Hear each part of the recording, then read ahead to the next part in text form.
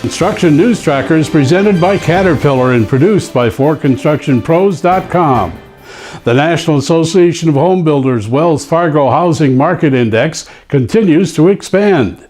Despite or perhaps because of housing starts late December plunge, U.S. housing starts fell in 3 of the last 4 months of 2018 to a December low not seen since September of 2016. Since the first of the year, the Fed has softened its intent to continue raising interest rates, and the February Housing Market Index hit 62 for the second consecutive month, reflecting rising consumer confidence and lower single-family mortgage rates. Concerned sales conditions in the single-family market rose to 67, while the component gauging 6-month expectations rose to 58. This monthly survey has been conducted now for 30 years and gauges builder perceptions of single-family markets nationwide. IHS Markit is reporting the cost of goods and services for contractors rose for the 28th consecutive month in February, pushing their index to 55.3, as any number above 50 indicates widespread price increases. 8 of the 12 IHS Markit subcomponents showed movement, with steel weak or flat, while costs for pumps or turbines rose. Subcontractor labor costs are up again, indicating a tight labor market nationwide. Dodge Data reports the value of new construction starts in January gained 2%, compared with December, reaching a seasonally adjusted rate of $722.5 billion. If you recall, total construction dropped 7% in November and 10% in December. Each of the 3 main construction sectors gained steam in January, with residential building up 4%, non-residential building up 0.5% as commercial projects came online, and non-building construction was up 1% as large utility projects were underway. The Dodge Index produced a reading of 153, up from December's mark of 150.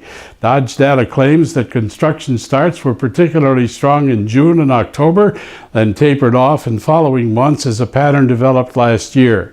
And Dodge chief economist Robert Murray says 2019 construction starts should be consistent with last year's volume. Newly elected California Governor Gavin Newsom is effectively gutting that state's $77 billion high-speed rail project. Initially slated to run from Los Angeles to San Francisco, the governor has ordered it be substantially reduced to operations only in the Central Valley from Bakersfield to Merced, a distance of 119 miles. With that announcement, the Trump administration immediately sought to gouge back $3.5 billion in federal DOT funding allocated to the high-speed rail system. But California officials are balking, saying those funds have already been spent. Volvo Construction Equipment is going full bore into electric-powered equipment. The company has announced it'll launch by mid-next year up to 10 electric-powered compact excavators and compact wheel loaders, and stop new diesel engine-based development of these models.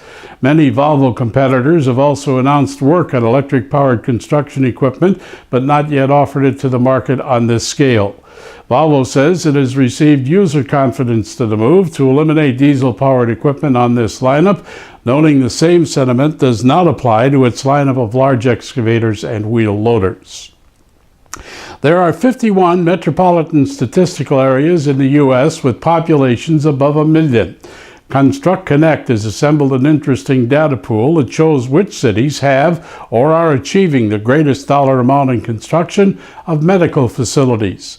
As an example, in 2018, leading all cities was Washington, D.C., with $1.3 billion in building of hospitals, clinics, and nursing homes, followed by Cleveland, Phoenix, Cincinnati, Pittsburgh, Atlanta, and Orlando. There were 5 less populous areas with exceptional levels of medical facility construction: Lansing, Michigan, Fresno, California, Bloomington, Indiana, Rochester, New York, and Durham, North Carolina. The Construct Connect data pool also illuminates a number of smaller communities nationwide that have high dollar value of medical facility construction due to their rapid population increases. The U.S. Energy Information Administration has just published its latest energy outlook for the nation and the first of its forecasts to include 2020. The EIA expects wind power to exceed hydro power in the U.S. this year for the first time ever. The EIA places wind capacity at 107 gigawatts by the end of 2019 and at 114 gigawatts at the end of 2020.